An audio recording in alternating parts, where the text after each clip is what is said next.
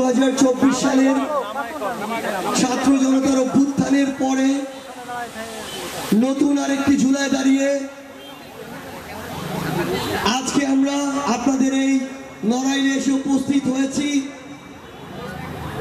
একটা অভ্যুত্থান ঘটার পরে আপনাদের সামনে এভাবে রাজনৈতিক দলের একটি অংশ হয়ে আমাদের দাঁড়ানোর কথা ছিল না, কিন্তু আমরা যখন দেখছি যে এক বছর যেতে না যেতেই আরেকটা জুলাই আসতে না আসতেই ঠিক আগের মতো প্রত্যেকটা জায়গায় একইভাবে চাঁদাবাজি হচ্ছে, আগের মতোই মাদকের সিন্ডিকেট গুলো চলছে, আগের মতোই দুর্নীতির আখড়াগুলো চলছে, আগের মতোই বিভিন্ন জায়গায় তোষামোদি তেলবাজি এই যে কালচারগুলো, এই কালচারগুলো বিভিন্ন সরকারি অফিস আদালত থেকে শুরু করে প্রত্যেকটি জায়গায় চলছে।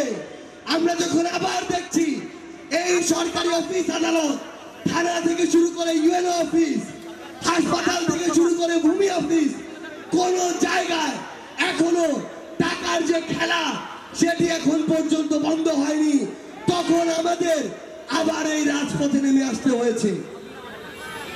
আমাদের মনে হয়েছে এই যে সংগ্রাম, এই যে লড়াই, এটা শুধুমাত্র একজন হাসিনা পালিয়ে যাওয়ার মধ্যে সীমাবদ্ধ নয়। এই অন্তর্বর্তীকালীন সরকার তাদের জায়গা থেকে তাদের সবচেয়ে বড় একটি ব্যর্থতা হচ্ছে, যারা হাসিনাকে স্বৈরাচারী হাসিনা বানিয়েছে তাদের কারো শাস্তি এখন পর্যন্ত এই সরকার নিশ্চিত করতে পারেনি। আপনারা যদি দেখেন ওই জুলাই আগস্টে আমলাতন্ত্রের সচিবালয় থেকে শুরু করে সরকারি অফিসে বিভিন্ন নামে বেনামে বিভিন্ন সরকারি কর্মকর্তা কর্মচারী হাসিনার তোষামোদি করতে রাজপথে নেমে এসেছিল, কিন্তু যারা সরকারি সুযোগ সুবিধা নিয়ে হাসিনার তোষামোদি করতে জনগণের বিপক্ষে গিয়ে রাজপথে নেমে আসলো, তাদের শাস্তি এখন পর্যন্ত কেন নিশ্চিত করা হলো না? এই অভ্যুত্থান পরবর্তী সময়ে আমাদের মনে হয়েছে এই যে একটা সিস্টেম, করাপ্টেড একটা সিস্টেম, এই সিস্টেমটা ভেঙে চুরে নতুন করে তৈরি করতে হবে। একটা নষ্ট, একটা খারাপ, একটা মেয়াদোত্তীর্ণ বাড়ির মালিককে আমরা হটিয়েছি, কিন্তু ওই বাড়িটাকে ধ্বংস করে এখন সেখানে নতুন করে জনগণের আকাঙ্ক্ষার ভিত্তিতে আগামীতে বাড়ি নির্মাণ করতে হবে।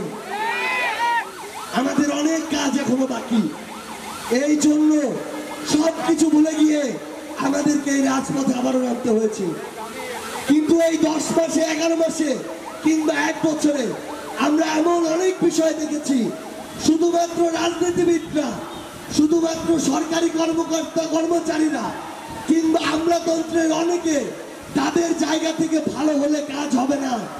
আমরা যারা সাধারণ জনগণ আছি আমাদেরও ভালো হতে হবে। আমাদের মধ্যে অনেকে আছি ছোটখাটো ব্যবসা করি, বিভিন্ন জায়গায় কাজ করি, হয়তো রিক্সা চালাই, অটো চালাই, কিন্তু আমরা যদি সুযোগের অভাবে সৎ হই তাহলে দেশের অগ্রগতি সম্ভব না। এখানে কোনো রিক্সা নাই, যেই ভাড়া 50 টাকা, রিক্সা নাই দেখে আমি 100 টাকা চাইলাম, এই মানসিকতা নিয়ে ভালো দেশ হবে না। বাজারে একটা সবজির দাম 100 টাকা, বাজারে অন্য দোকানে সেই সবজি নাই, আমি 200 টাকা চাইলাম, আমি যদি এই সুযোগ সন্ধানী হই দেশের অগ্রগতি হবে না। আমি একটা ব্যবসা করি, আমার এখানে এলপিজি গ্যাস আছে, নরমালি দাম 1300 টাকা, বাজারে সংকট, আমি এখন 1500 টাকা চাচ্ছি। আমি যদি এমন ধান্দাবাজ ব্যবসায়ী হই দেশের উন্নতি হবে না। আমাদের প্রত্যেকের নিজেদের জায়গা থেকে নিজেদের দায়িত্বটা পালন করতে হবে। আমরা আপনাদেরকে অনুরোধ করব, অভ্যুত্থান পরবর্তী বাংলাদেশে দয়া করে আপনারা সুপারিশের আশায় কিছু কিছু নেতার পিছে পিছে ঘোরার অভ্যাসটা যে আছে আমাদের অনেকে, এটা আমাদেরকে বন্ধ করতে হবে।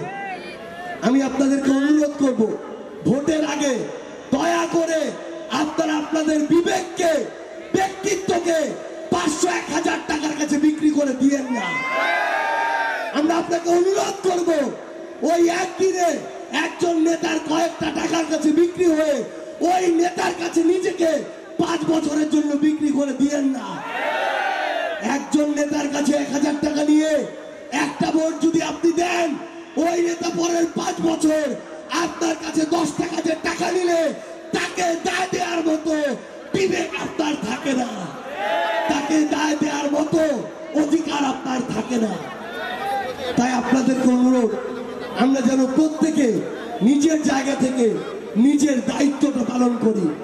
আমরা যেন দলের দাস না হয়ে যাই, আমরা যেন মার্কার দাস না হয়ে যাই, আমরা যেন ব্যক্তির দাস না হয়ে যাই। সৃষ্টিকর্তা যে বিবেক বোধটা দিয়েছেন, এটাকে কাজে লাগিয়ে সবচেয়ে ভালো মানুষটাকে যেন আমরা আমাদের প্রতিনিধি নির্বাচিত করি। আমরা যদি একটা কাজ করতে পারি, আমরা বিশ্বাস করি আগামীতে আমাদের স্বপ্নের বাংলাদেশ আমরা ঐক্যবদ্ধভাবে করতে পারবো। সে পর্যন্ত যারা সত্যের পথে থাকবেন, ন্যায়ের পথে থাকবেন, আপোষহীন থাকবেন, আপনাদের সাথে আমাদের আবারও দেখা হবে লড়াইয়ের রাজপথে। অথবা বিজয়। ইনকিলাব জিন্দাবাদ।